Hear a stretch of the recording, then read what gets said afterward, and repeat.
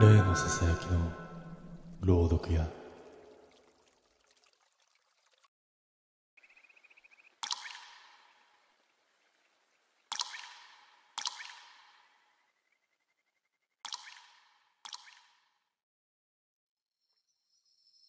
深夜2時を過ぎた山道のコンビニは車の音すら届かないほど静かだった。湿った冷気が店内にまで染み込むようにして入り込んでくる。レジ番をしていた俺は無意識に腕をさすりながらガラス越しの暗闇を眺めていた。街灯が一つだけ灯っている。その光の下に何かが立っているのが視界の端に引っかかった。白いシャツの背中、人影のようでいてやけに細い。呼吸をしているのかどうかもわからない。まるで彫像みたいな静止。最初は酔っ払いかと思った。だが一向に動かない。肩も揺れず、首も傾かず、ただ街灯の根元に張り付いたように立ち続けている。15分、いや、もっと前からいたのかもしれない。そこにいるのに、こちらを向かないことが妙に気になってきた。俺は店の外へと出ようとしたが、ガラス戸の前で足が止まった。理由はわからない。ただ、その背中の高さが人とは違うように感じた。首の位置が少しだけ低い。肩の幅も不自然に狭い。骨格そのものがどこか噛み合っていない。風がまるで吹いてはいないのに、街灯だけがかすかに揺れた。揺れた光の中でその背中の影が地面に伸びる。だが影は光の動きと一致していない。一瞬影の頭がこちらへ向いたように見えた。心臓が熱くなるほど脈打った。逃げろというよりも見られるのが嫌だという直感が走った。俺は外へ出るのはやめてバックヤードに引っ込んだ。レジの前に戻るとガラス越しの街灯の下は空っぽになっていた。何もいない。しかし何かがいた重みだけは地面に染みついたみたいに残っていたんだ。朝晩が来る少し前、俺はもう一度だけ街灯のあたりを確かめようと、そっとガラス越しに目を向けた。そこにあの背中が戻っていた。だがさっきとは違う。ほんの少しだけこちら側に傾いている。まるで気配を探るみたいに。外は薄明るくなり始めているのに、あの背中だけが夜の中に取り残されているようだった。光の境目にポツンと立つ異物。そこだけ温度が抜け落ちたような不自然な輪郭。俺は怖くて近寄れなかった。それでも店内にいる限りは見守られている、そんな感じがした。守られているのか狙われているのかはわからない。しばらくすると自動ドアが勝手に開いた。風もない。人感センサーが反応する理由もない。ただ静かにドアだけがスッと開いてすぐ閉じた。その瞬間、街灯の下の背中がふっと消えたんだ。姿がかき消えたというより、輪郭ごと暗闇に吸い込まれたみたいにいなかったことになった。俺は朝晩の先輩に事情を話した。すると先輩はため息をつきながらバックヤードの壁を指さした。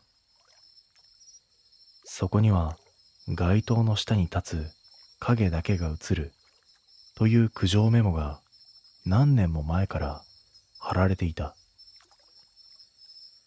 通報しても警察が来る頃には消えている。店の前に人の足跡が残ったことはない。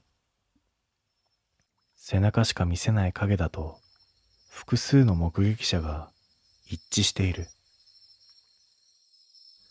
視線を向け続けるとある方向に寄ってくる。最後の一行だけ黒ペンで塗りつぶされてはいたが透けて読めた。ドアの正面に立つまで寄ってくる。俺はその日のシフトを終え、店を出る前にもう一度だけ街灯を見た。何もいないはずだった。なのに地面にだけ背中を向けた影が落ちていたんだ。本体がいないのに影だけがゆっくりと店の入り口へと向き直っていた。俺はそれ以来あの店の夜勤だけは絶対に行かないと決めている。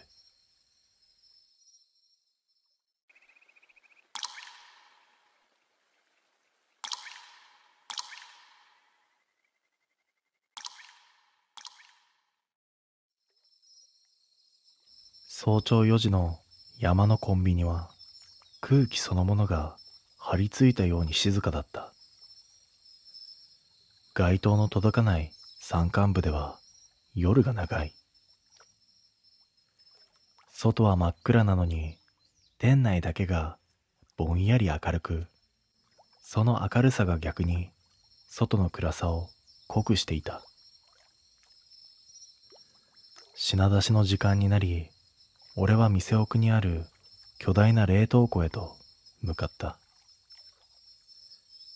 頑丈な金属扉にはほんのり白い霜が浮き、取っ手に触れると指先が吸い込まれるほど冷えている。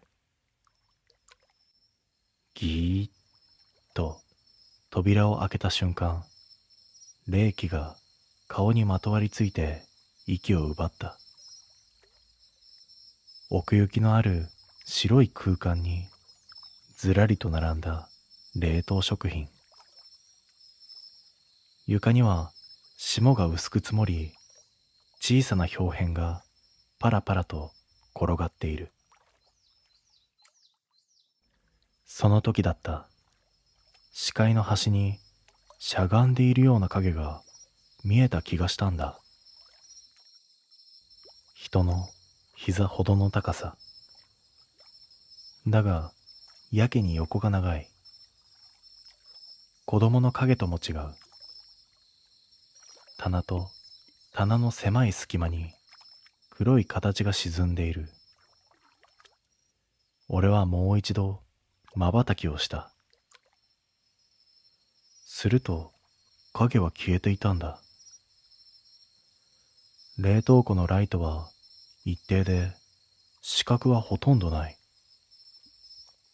しゃがんだものの重みのような残像が視界から抜けなかった。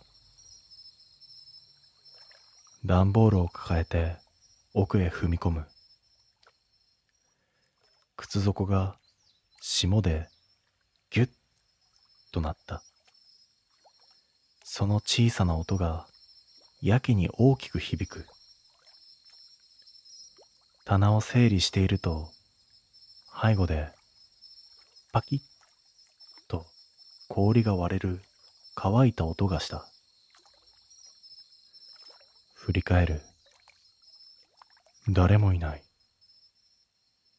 だが床の霜のえぐれた跡だけが一本棚の影に向かって伸びていた。まるで何かがそこへ這ったみたいに。這った跡は人間の手の幅よりも細い。しかし指の数が多すぎるんだ。冷気以上の嫌な寒さが背中を刺し、俺は急いで床を拭き、品出しを終わらせようとした。その時、棚の裏からと細かな吸い込むような音が聞こえてきた。息なのか氷が溶ける音なのかわからない。だが確かにそこにいる気配だけは氷より冷たく実体のように濃かったんだ。急いで冷凍庫を出て扉を閉めたが、閉まる寸前、足元の隙間から暗がりの向こうに丸い頭の影が覗いていた。それはしゃがんでこちらを見上げている形だった。その日以来、冷凍庫には極力入りたくなかったが、早朝の品出しは俺の担当だった。仕方なく翌朝も扉の前に立ち、深呼吸をして取っ手を握る。手袋越しでも金属の冷たさが皮膚に染みついてくる。嫌な予感は冷気よりも鋭く胸の底に沈んでいた。扉を開けた瞬間、冷凍庫の奥の棚に何か黒いものが張り付いているのが見えた。丸い小さな顔のようなそんな形だが、首の角度が人間の範囲から外れていた。折れ曲がった影がライトに照らされても輪郭を濃く保っていた。俺はその場から動けなかった。呼吸の音ですら冷凍庫の中では自分の背後に響くような錯覚があった。俺は通路の端に積んである冷凍食品を何とかまとめ、視線をそらさずに後ずさりをした。その時、黒い影がスッと動き、棚の隙間に吸い込まれていった。逃げたわけじゃない。隠れたような動きだった。見ている側に回られたような感覚が背骨を走る。冷凍庫を出て扉を閉めようとした瞬間、背後の壁からコンと硬い音がした。何かが内側から扉を叩いた。反射で取っ手を離し、扉がわずかに開いた。わずかな隙間から視界の低い位置に白い霜に覆われた手が見えた。小さく丸い手。だが指が5本より多かった。人間の手が霜で割れたような形ではない。明らかに別の生き物の形だった。と、吸い込むような音が扉の隙間からまた漏れてきた。震えながら全力で扉を閉め、鍵をかけた。冷凍庫は通常、内側からは叩いても音が外に響かない構造なのに、その日は何度もコンコンと外側の壁まで震えるほど叩かれた。朝晩が来る頃、急に静まり返った。鍵を外し、恐る恐る扉を開けると、床に霜のしゃがんだ跡だけが残っていたんだ。人の膝の位置より低い。だが、そこから伸びている灰跡は、人間の腕よりも長く、ゆっくりと歩いたように、外へ向かって続いていた。その這った跡は、冷凍庫の外へ出たところで、急に途切れていた。そこには、霜も水滴もなく、ただ単に消えただけだった。俺はそれ以来、あの冷凍庫の扉を開けるたびに、霜がわずかに内側から押されたような形に見える。今も中でしゃがんで待っているものがいるみたいに。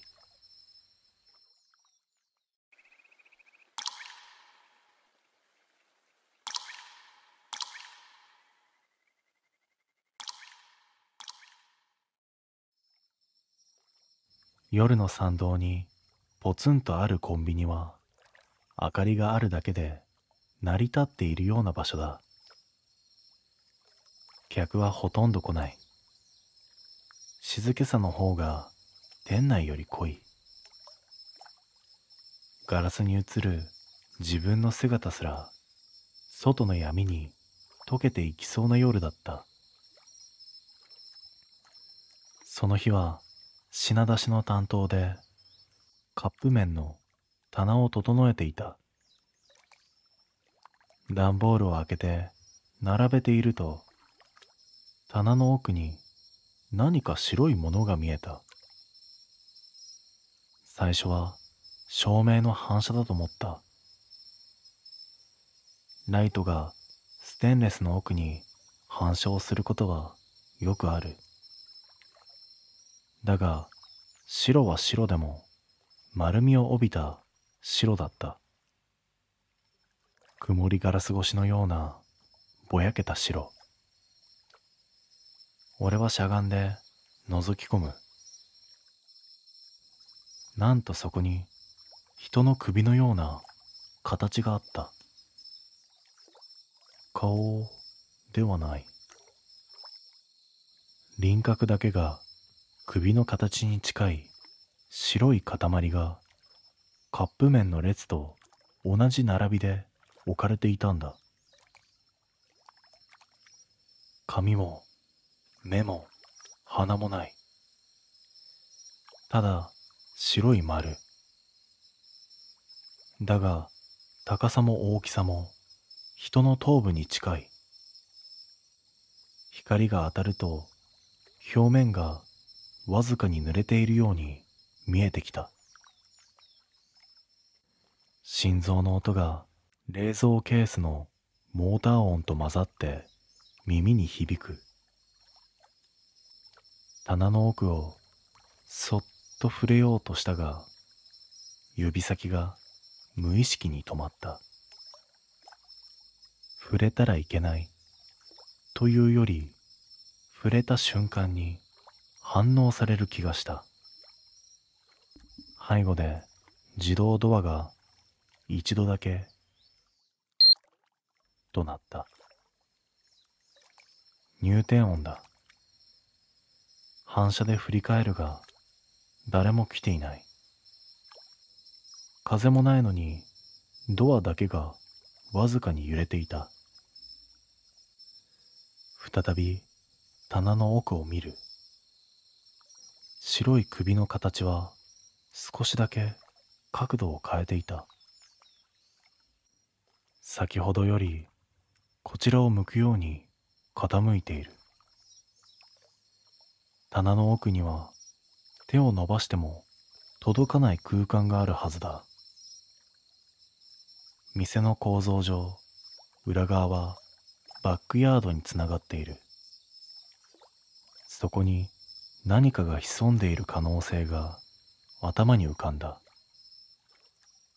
棚の下段から小さくカサッと音がした。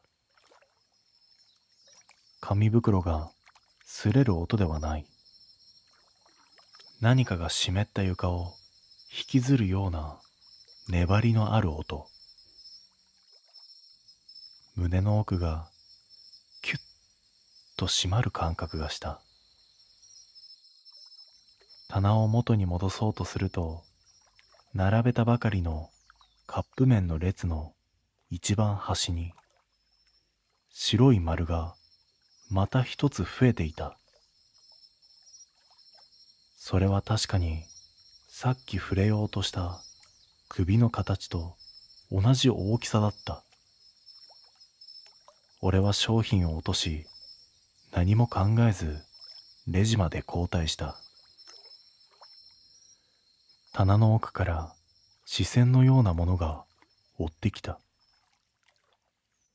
輪郭しかないのに、確かにこちらを見ている気配があった。レジの明かりの下に立っても寒さが皮膚に張り付いたままだった。